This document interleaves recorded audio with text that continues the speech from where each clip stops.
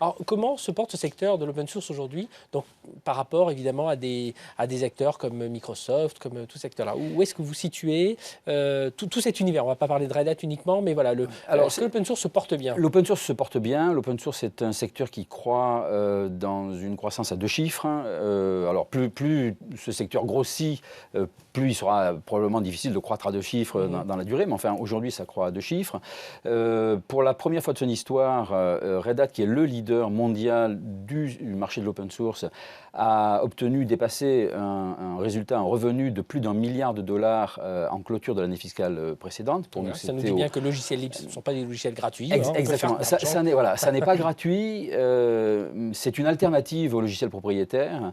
Et surtout, là je parle en tant que Red Hat, et surtout c'est un facteur d'innovation. J'espère qu'on pourra en reparler un petit peu. Je pense que c'est la clé de ce qui caractérise l'open source aujourd'hui. Laurent Seguin, vous êtes président de l'AFUL. J'ai dit c'est l'association francophone des utilisateurs de logiciels libres. Est-ce qu'en période de crise, telle qu'on la connaît aujourd'hui, le logiciel libre a une carte à jouer plus importante que d'autres? Oui, beaucoup plus importante que le logiciel propriétaire. Alors pourquoi? Alors, parce que simplement, on l'a compris, c'est pas gratuit. Il y a des entreprises qui gagnent de l'argent. Mais la différence fondamentale qu'il y a entre le logiciel libre et le logiciel non libre, c'est la pérennité du logiciel. C'est-à-dire que vous avez, sous licence, on vous concède des droits sur le droit patrimonial du logiciel, ce qui vous permet d'être sûr que votre logiciel va durer longtemps. Donc en cas de crise, je dirais, on arrête de jeter l'argent par les fenêtres et on réfléchit plus à une logique d'investissement qu'à une logique de pure dépense. Donc typiquement dans le business, ça rentre dans le CAPEX et plus dans l'OPEX. Voilà, donc c'est une autre logique. Parce que le libre et l'open source, ce n'est pas une nouvelle façon de vendre, c'est une nouvelle façon d'acheter. C'est de Jamespot, c'est un outil pour fabriquer un réseau social. D'entreprise, voilà. Tout à fait, c'est exactement ça. Vous en pensez quoi? Voilà, vous utilisez aussi du logiciel open source. Voilà, racontez-nous un peu, vous, comment vous voyez ce secteur, ce marché?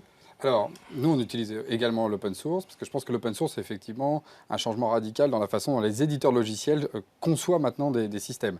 Quand on a commencé, on faisait, il y a 20 ans, il fallait tout développer quasiment du sol au plafond, ou tout acheter, propriétaire. Voilà. Aujourd'hui, l'open source permet justement de mutualiser et effectivement d'accélérer l'innovation. Je pense que l'accélération numérique aujourd'hui n'est pas étrangère à l'open source. Voilà, Alain Garnier, Laurent Seguin, est-ce qu'on on peut dire qu'aujourd'hui l'open source, pour des dirigeants d'entreprise qui nous écoutent, aujourd'hui des cadres qui doivent lancer des projets, l'open source c'est aussi sécurisé, voilà, c'est quand même des choses... C'est le choix sécurisant. Quand on entend le code source, c'est le choix sécurisant, vraiment répandu, ça veut dire que tout le monde peut y avoir accès, peut trouver des petites failles. Justement, c'est ça qui est bien, c'est que l'avantage d'un modèle où il y a plusieurs milliers de personnes qui travaillent sur un logiciel, il y a forcément quelqu'un qui va voir la faille, qui va voir le bug, qui va le reporter, qui va le corriger.